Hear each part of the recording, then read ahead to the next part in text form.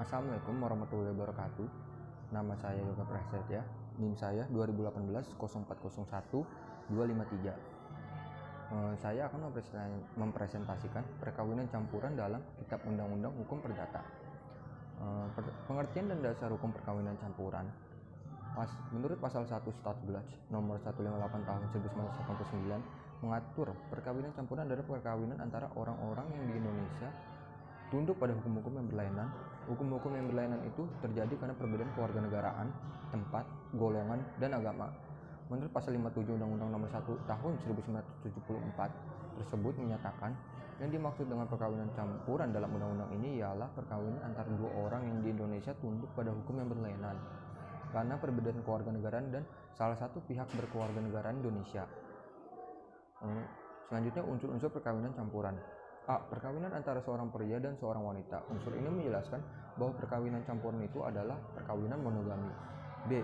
Di Indonesia, tunduk pada hukum yang berlainan, unsur ini menjelaskan bahwa perbedaan hukum yang berlaku bagi pria dan bagi wanita yang kawin campuran itu bukan karena perbedaan agama, suku bangsa, dan golongan di Indonesia, melainkan karena kewarganegaraan. C.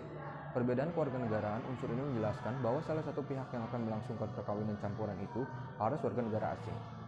D. Salah satu pihak berkewarganegaraan Indonesia. Unsur ini mempertegaskan bahwa pihak pria dan pihak wanita dalam perkawinan campuran harus warga negara Indonesia. Sahnya perkawinan campuran. Apabila perkawinan campuran diselenggarakan di Indonesia, tentunya perkawinan tersebut mengikuti tata cara perkawinan yang ada di Indonesia yang sesuai dengan undang-undang perkawinan. Menyangkut prosedur perkawinan memang harus diikuti baik oleh perkawinan intern maupun perkawinan campuran agar perkawinan itu sah. Hal ini sejalan dengan kaidah locus regit actum bahwa untuk perbuatan hukum itu dikuasai oleh hukum dari negara di mana perbuatan tersebut dilakukan.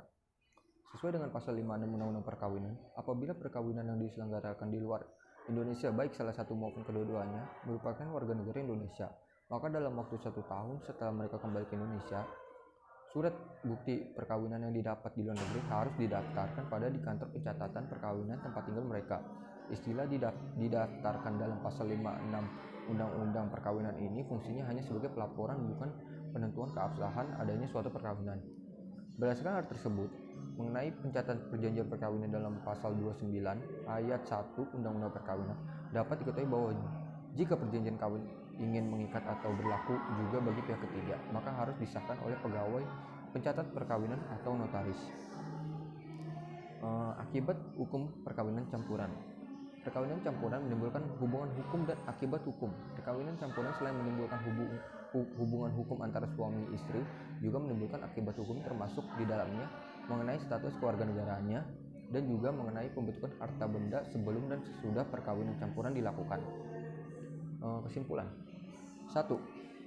Perkawinan campuran antara pria warga negara asing dan wanita warga negara Indonesia, otomatis kewarganegaraan anak mengikuti kewarganegaraan ayahnya. Hal ini merupakan konsekuensi hukum pengutamaan penggunaan asas ius sanguinis berdasarkan Undang-Undang Nomor 62 Tahun 1958 tentang kewarganegaraan. Undang-Undang Nomor 62 Tahun 1958 belum dapat memecahkan semua permasalahan yang berhubungan dengan status anak hasil perkawinan antara warga negara asing dan warga negara Indonesia. Sebab beberapa permasalahan yang ada masih diselesaikan melalui pengadilan. 3. Status anak warga negara Indonesia yang lahir di luar negeri menganut asas ius soli adalah sebagai berikut. Jika ayahnya tidak jelas, maka status anak tetap menjadi WNI. Jika ayahnya jelas, maka status anak adalah bipatrida. Dasar hukum yang dibawa di presentasi ini adalah Kitab Undang-Undang Hukum Perdata atau BW, Undang-Undang Dasar Negara Republik Indonesia tahun 1945, Undang-Undang Nomor 62 Tahun 1998 tentang Kewarganegaraan Republik Indonesia, dan Undang-Undang Nomor 1 Tahun 1974 tentang perkawinan. Sekian presentasi dari saya. Wassalamualaikum warahmatullahi wabarakatuh.